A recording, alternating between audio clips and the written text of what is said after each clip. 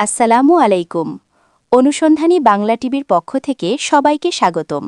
আপনাদের সাথে আছি আমি মোছাম্মদ জান্নাতুল ফেরদৌস। বোচাগঞ্জে কোটি টাকার সম্পদ জরুরি ফাইল, নগদ ১৭,০৯,২০০ টাকা আত্মসাৎ, দুটি কন্যা সন্তানকে জিম্মি করেছে আশা আক্তার।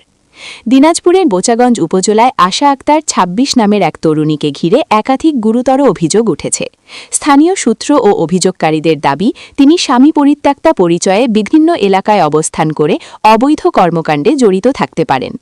অভিযোগে বলা হয়, আবাসিক হোটেল, ছাত্রাবাস, ছাত্রনিবাস ও ভাড়া বাসায় অবস্থান করে অনৈতিক কার্যক্রম চালানোর পাশাপাশি শিশু পাচার ও মাদক বহনের সঙ্গেও তার সম্পৃক্ততার সন্দেহ রয়েছে। এছাড়া তার পরিবার মাদক সেবনকারী, পিতা লাইসুর রহমান ও মাতা লিপি আক্তার এই কর্মকাণ্ডে সহযোগিতা করছেন বলেও অভিযোগে উল্লেখ করা হয়েছে। সর্বশেষ অভিযোগ অনুযায়ী আশা আক্তার কোটি টাকার সম্পদের সঙ্গে সংশ্লিষ্ট গুরুতর জরুরি ফাইল, পাশাপাশি নগদ ১৭,০৯,২০০ টাকা আত্মসাৎ করেছেন বলে দাবি করা হয়েছে। আরও অভিযোগ করা হয়েছে, তিনি দুটি কন্যা সন্তানকে অবৈধভাবে জিম্মি করে রেখেছেন। মামলা তুলে না নিলে কোনো কিছু ফেরত দেওয়া যাবে না, কথা বলে আশা আক্তার। এ বিষয়ে বোচাগঞ্জ থানায় ইতোমধ্যে দুটি সাধারণ ডায়েরি জিডি করা হয়েছে বলে অভিযোগকারীরা জানিয়েছেন।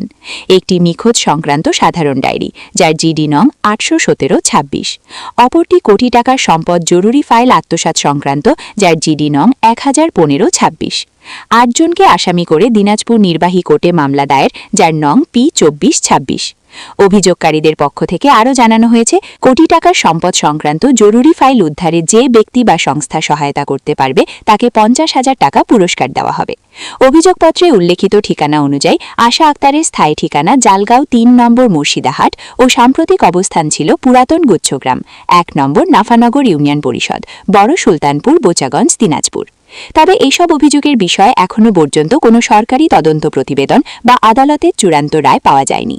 স্থানীয় সচেতন মহল দ্রুত নিরপেক্ষ তদন্ত, নিখোঁজ ব্যক্তিদের উদ্ধারের উদ্যোগ এবং আইন অনুযায়ী ব্যবস্থা গ্রহণের দাবি জানিয়েছেন। বোচাগঞ্জ থানার officer in charge OC Mizanur Rahman আশ্বস্ত করেছেন বাদী আব্দুল মুজিব খানকে। লিখিত অভিযোগ ও তথ্য প্রমাণের ভিত্তিতে বিষয়গুলো খতিয়ে দেখার জন্য তদন্ত অফিসার হিসেবে দায়িত্ব দিয়েছেন এএসআই শামীমকে এবং তদন্ত সাপেক্ষে প্রয়োজনীয় আইনগত ব্যবস্থা নেওয়া হবে।